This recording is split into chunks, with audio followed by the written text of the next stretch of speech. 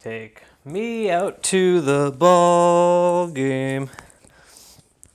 Yo, Smelly Randy here. Today is Thursday, March 26th. Today was scheduled to be opening day across all of Major League Baseball.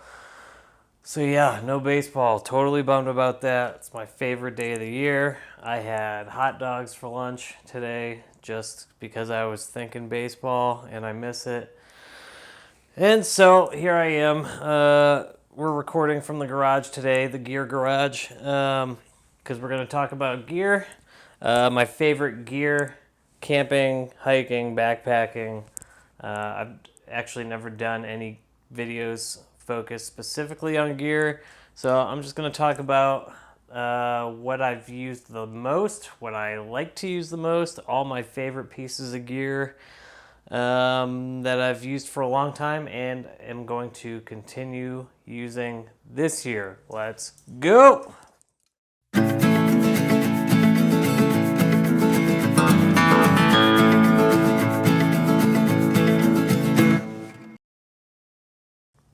All right, let's just get into it. Don't mind me as I consult my notes. I'm going to start with the oldest piece of gear I have. I bought this right when I started backpacking, which apparently was April of 2015. So I've been using this for basically 5 years.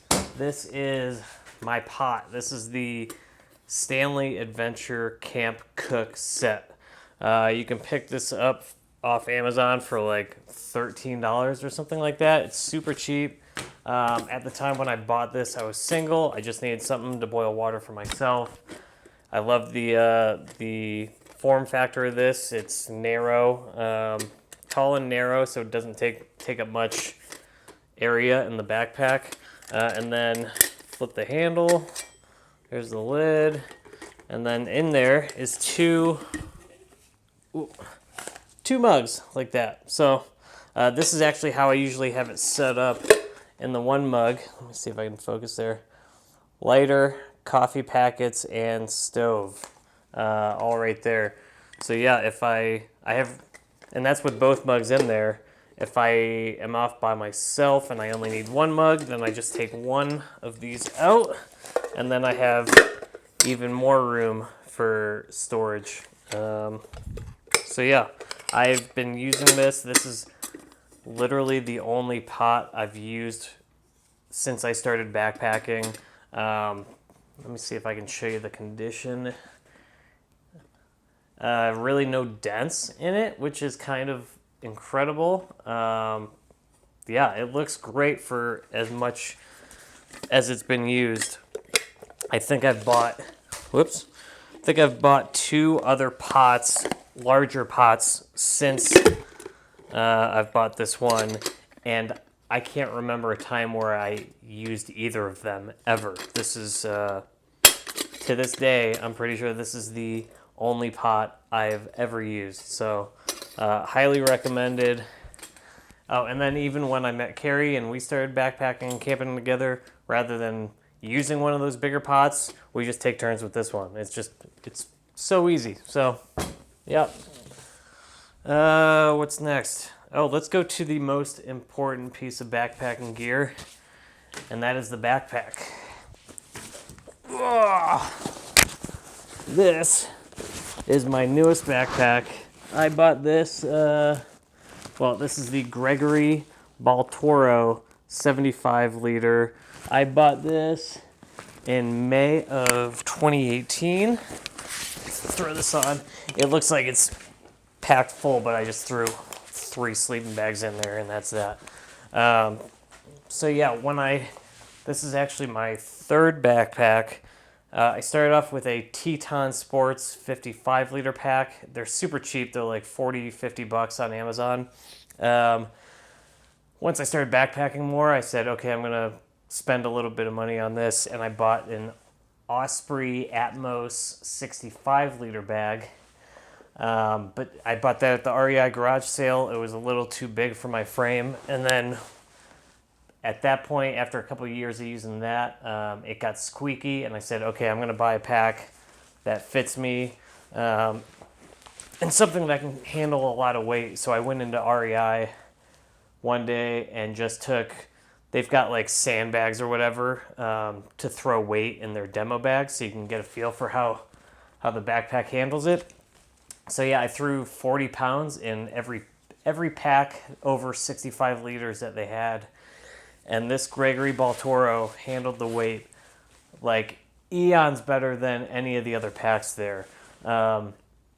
Which that might not matter to a lot of you because, you know, in backpacking, typically the name of the game is pack light and count your ounces and shave off ounces anywhere you can. As someone who's into photography, there's really no such thing as like ultralight, truly ultralight backpacking, because I always have the camera, I always have lenses, I always have batteries, and the stuff adds up quick. So like when I backpack in the winter, if you've watched like the Tetons backpacking video or Glacier Point in Yosemite, going up there, my pack was over 50 pounds, I think, for both of those videos. So I would say typically in the summer for like a 1 or 2 night trip, this pack gets filled to about, I would say between 35 and 38 pounds. So that's typically what I'm carrying around in this pack. And this pack handles it better than any other pack I've ever used or even tried on, and it's not even close. So I love this pack. A couple of the features that I love are, shoot, I don't know if I can show you. Hold on, let me tilt this down. One is the water bottle holder on the side here. Most packs, you can't get to your water bottle without having someone help you. And actually, I have my water bottle here. So while I'm hiking, if this is buckled, I can pretty easily get this in here. It's hard now because this is empty and everything's just flopping around. But yeah, I've never had an issue getting my water bottle out of here by myself and putting it right back in. So having this on the one side is fantastic. That's one of my favorite features. And while I'm here, one of my other favorite things is that on my Osprey pack, after you buckled it and tightened it, you had these long straps like this. You had these that you had to deal with, and you can cut them or you can tie them up and do something with them. But on this pack, it's really easy. All you do, take them, fold them, lift that, throw them under there. That's it. Take this, fold it, lift, over, boom, done. So yeah, those are two of my absolute favorite features with this bag that I've never had on any other bag. And yeah, that just further adds to why, all the many reasons why I love this bag, but mostly weight management and distribution.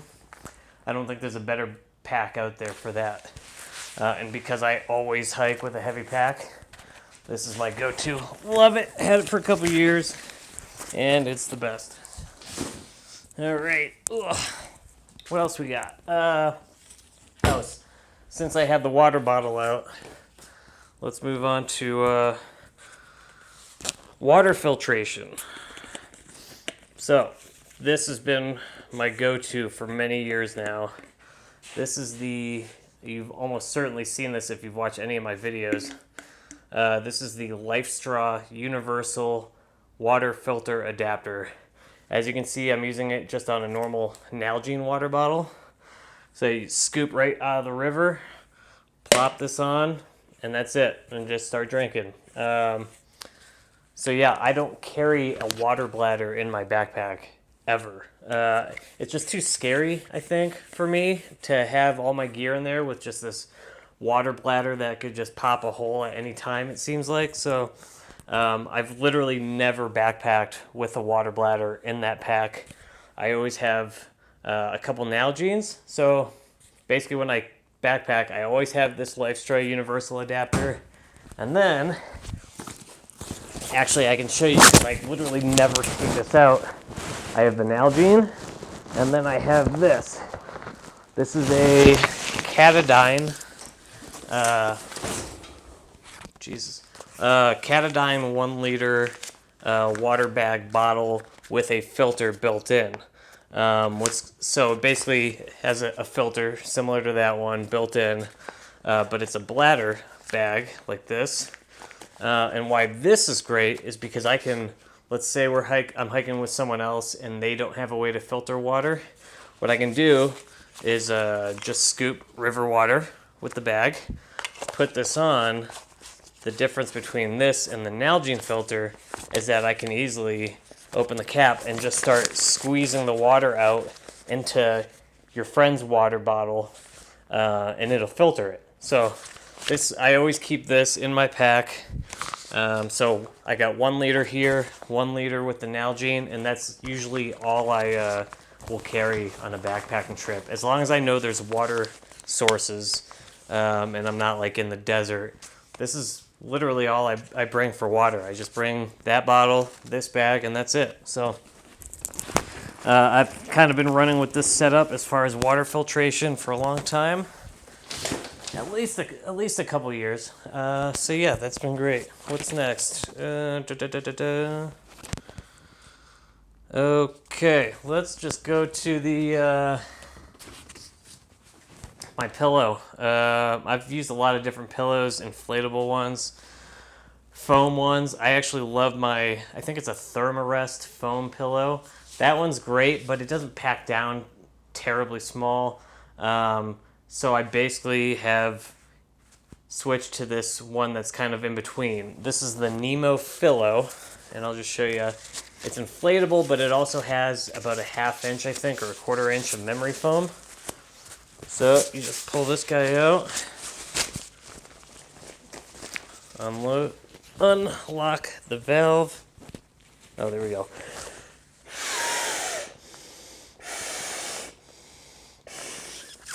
There we go, 3 breaths, that's it. So there's the Nemo Philo, and then the stuff sack that it just came out of tucks right into it, and that's that. And then you can actually pull the memory foam out and wash it, or at least, wash the cover here.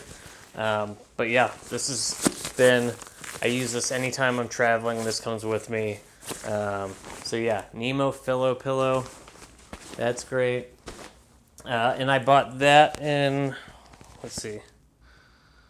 November of 2017. So I've used that for over a couple years now. And while I'm holding it, here's another piece of gear that I never leave home without, and that's a buff. These are like, these like bandana things you always see me wearing.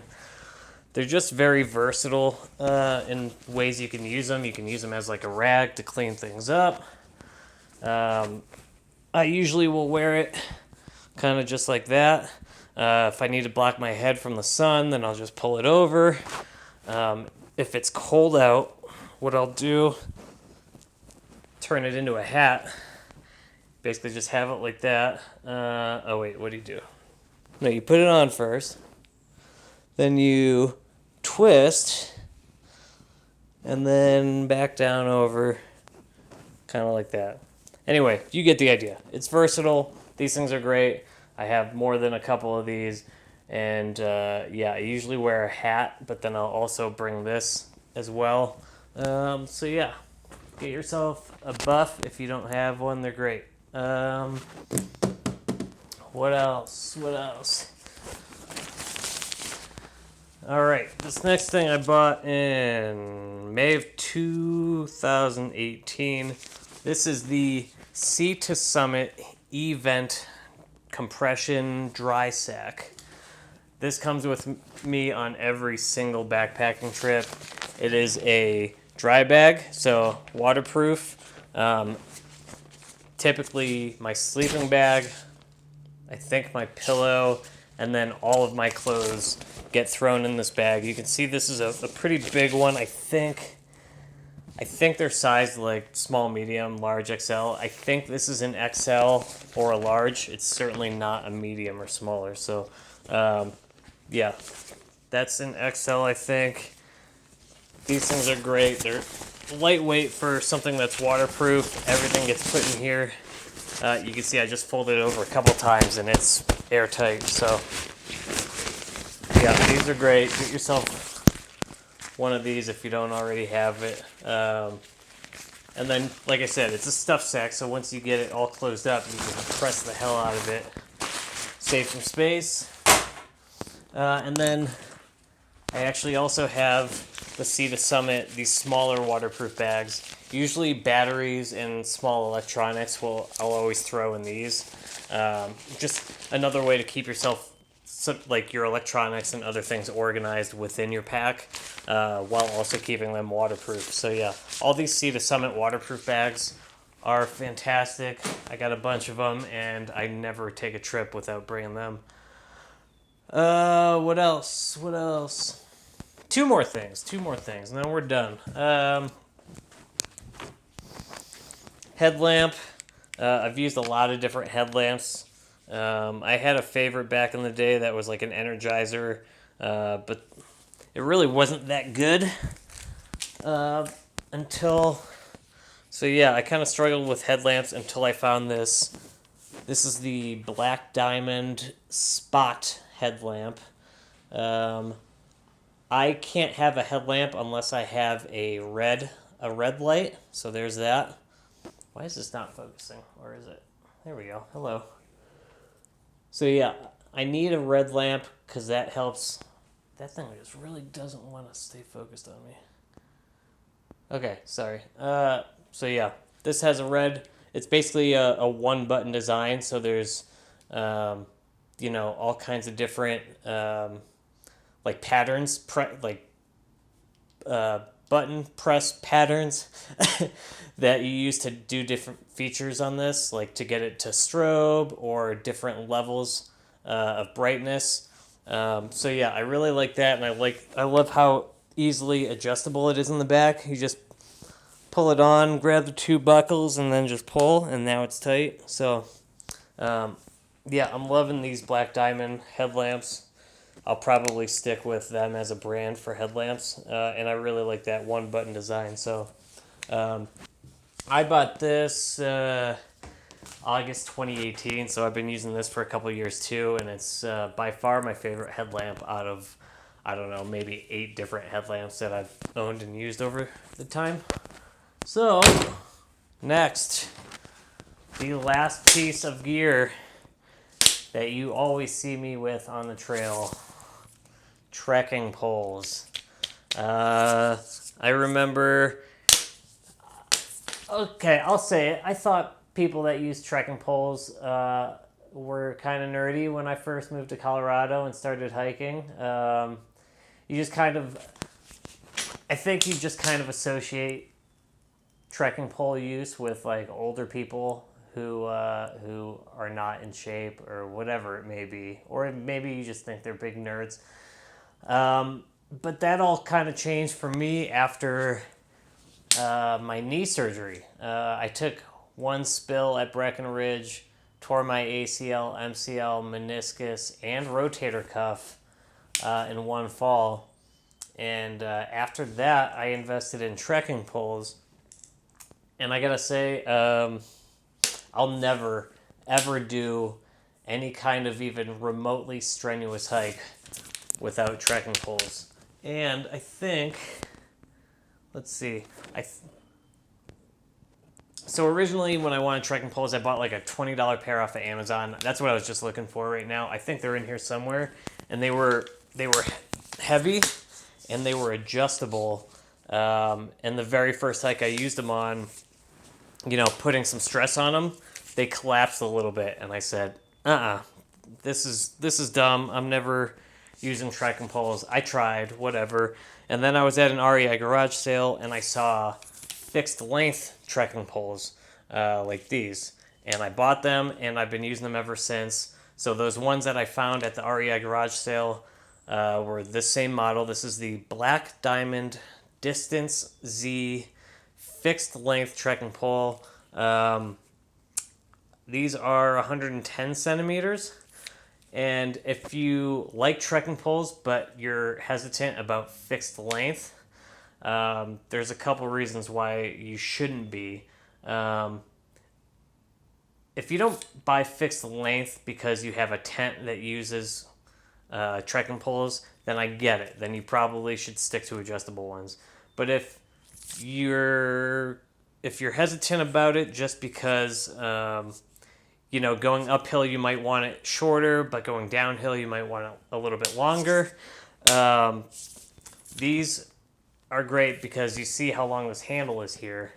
So basically, buy these a little bit longer, and you've got plenty of handle to adjust your grip to make it shorter or longer if you're going uphill or downhill. So, yeah, this is my second pair of the Distance Z trekking poles. The first pair was actually 120 centimeters, and that's typically, they'd say, a little bit long for someone my height. But because of the handles, they were no problem to use. I ended up going down to the 110s, and they've been great. So, and I didn't buy a second pair because the first one's broke. I actually accidentally left them up on the summit of Mount Elbert. So yeah, that was a bummer. Someone got a free pair of trekking poles. Good trekking poles. But yeah, so this is my second pair, Black Diamond Distance Z trekking poles. And I've been using this model specifically for probably 4 years. I think it's been since I had my knee surgery. So yeah. Yeah, I think that's it, guys. I didn't get into the tents because I've owned a lot of different tents. I think there's 6 different tents right there. That's basically the gear that I've used, I think, the longest, and it's my favorite gear. It's the gear that has been the most reliable, and that I don't leave home without. I think tomorrow I'll get into some of the new gear that I'm going to plan on trying to use for 2020 if we can ever get out of the house again. So, yeah, that's it. Also, if you have any questions for me over the next couple weeks, just let me know in the comments. If I have enough, if I get enough questions, then I'll just do basically a full Q&A video. It'll just give me something to do for when I run out of ideas for daily videos. So yeah, that's it. Thanks for watching. Stay safe, stay healthy, everyone, and yeah, we'll see you tomorrow.